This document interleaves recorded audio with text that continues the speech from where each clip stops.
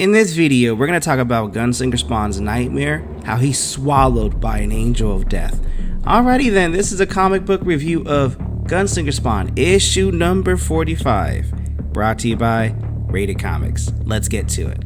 So previously in Gunslinger, the Gunslinger, having been swallowed by a monstrous angel, has only moments left to live. So Gunslinger Spawn is just going into his monologue like he shouldn't have done this, he shouldn't have even been here. He keeps thinking that he can fix everything that he comes across, but it's Godsend's daughter, not his. He should have saved her, but instead he's here and time is running out. He feels like, man, this is not my problem to even be here like that. But meanwhile, we go to Godsend and we see that black monstrosity just looking at God, like, yeah.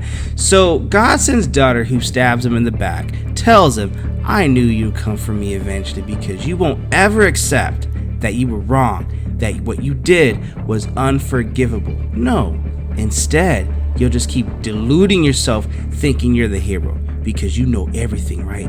Everyone else is always wrong, always dumber than you. You betrayed God. You understand that, you traitor? And he's punishing you for that. And Godsend's thinking, man, they've poisoned your thoughts. Oh, no.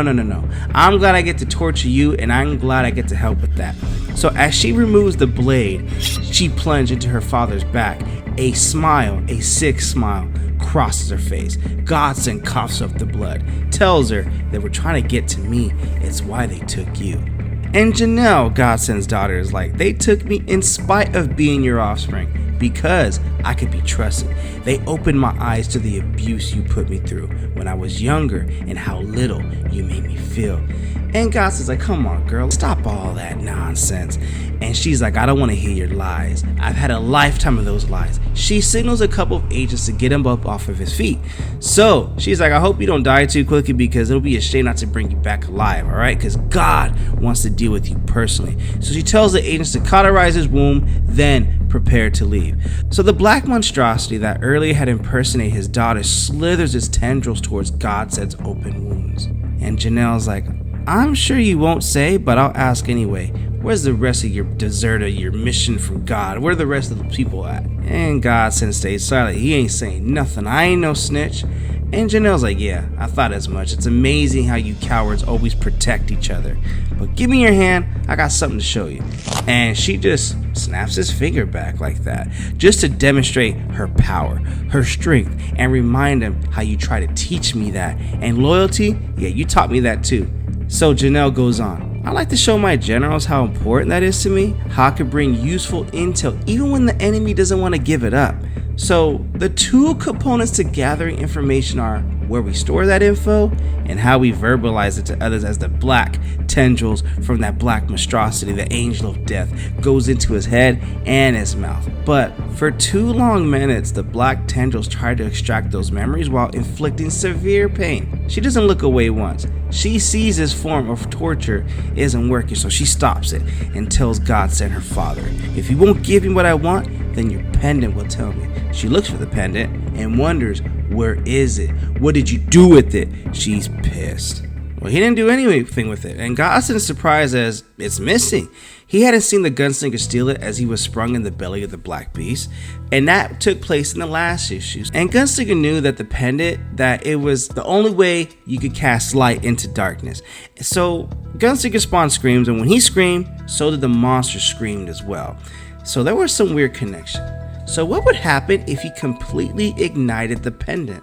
Could its brightness burn away the beast? We don't know, but instead, as Gunslinger Spawn spawns out these wings, and he does have wings, not like Red Bull style, but Gunslinger discovered it had way more power than anyone could comprehend. The light wasn't meant to burn, it was meant to feed, to harvest, and grow the strongest seeds of heaven's theological garden until its bounty was overflowing. And even a black abyss does not hold back its heavenly presence. For Gunslinger knows he only has a moment to react. He also knows the wings are poisonous to his being, so he does the only thing he can do. He gives into it. He closes his eyes and calms himself as he drifts away. We notice that Gunslinger Spawn starts becoming less transparent here, but he doesn't do it as a form of surrender. He does it as a form of preparation before lighting his bomb. And as he explodes, you see that opening where we see Janelle Godsend right there. So Gunslinger goes through it, and though Javier, Gunslinger Spawn, feels his body weakening, not from heaven's touch, but because his own body has been slowly decaying for months, he still has enough muster to have some bravado, and he tells him, "Oh, you all have to leave, because I'm gonna kill after that." And Janelle's like, "Man, don't let him leave." And the black monstrosity is like, "It didn't have wings when it came in. You said it was a hellspawn, but it doesn't matter no more. Whatever he thinks he is, it's gonna go down one way or another." And Javier is making sure he's gonna take them all out, but he has no guns, so the best he can do is rope the robotic angel and violently blend it with the tendril beast. And from past experience, he knows that they're incompatible. It'll disrupt both of them. They just can't. It's like with bleach and ammonia, it just don't mix. It's two brothers. Ugh. So they all try to take Gunslinger Spawn down. They do, but oddly, Gunslinger doesn't seem willing to fight back. That's because her agents, having been tricked by Gunslinger's deceptive powers, have tackled one of their own.